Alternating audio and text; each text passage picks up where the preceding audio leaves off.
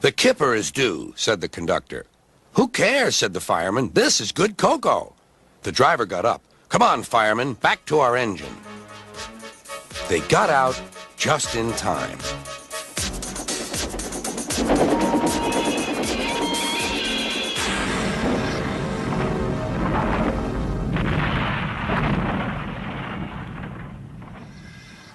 Henry's driver and fireman had jumped clear before the crash, but Henry lay dazed and surprised.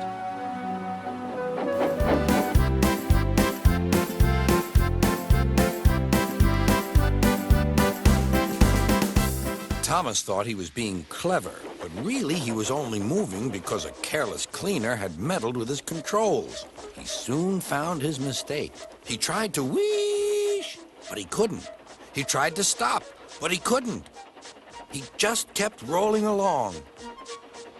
He didn't dare look at what was coming next.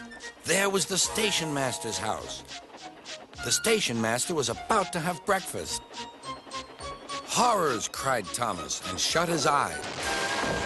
The house rocked, broken glass tinkled, plaster was everywhere. Thomas had collected a bush on his travels.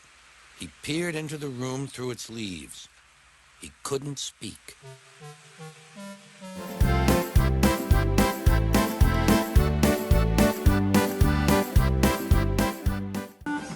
Thomas steamed as fast as he could along the line. But there was trouble ahead. Some faulty points sent his freight cars one way and Thomas onto the old pier rail. Whoa! The troublesome trucks were delighted. He's falling in the water! Luckily, Thomas wasn't hurt, and the fish freight cars stayed on the tracks.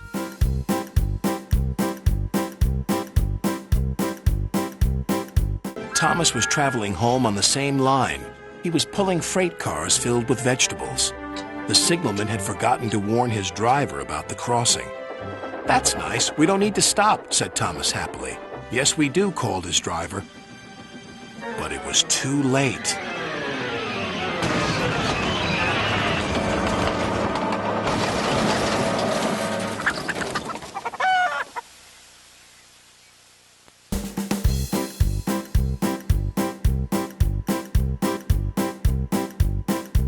Set the signal to allow Gordon to speed through.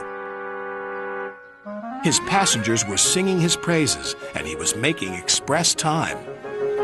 "I'm the greatest! Just watch me fly by!" He whistled long and loud as he approached the station.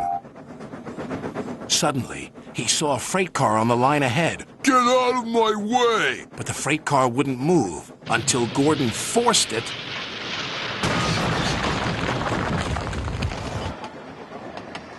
by accident.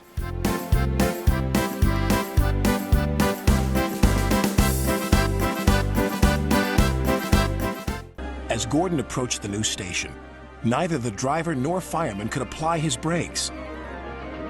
Something had jammed. The driver reduced steam, but Gordon was still going too fast.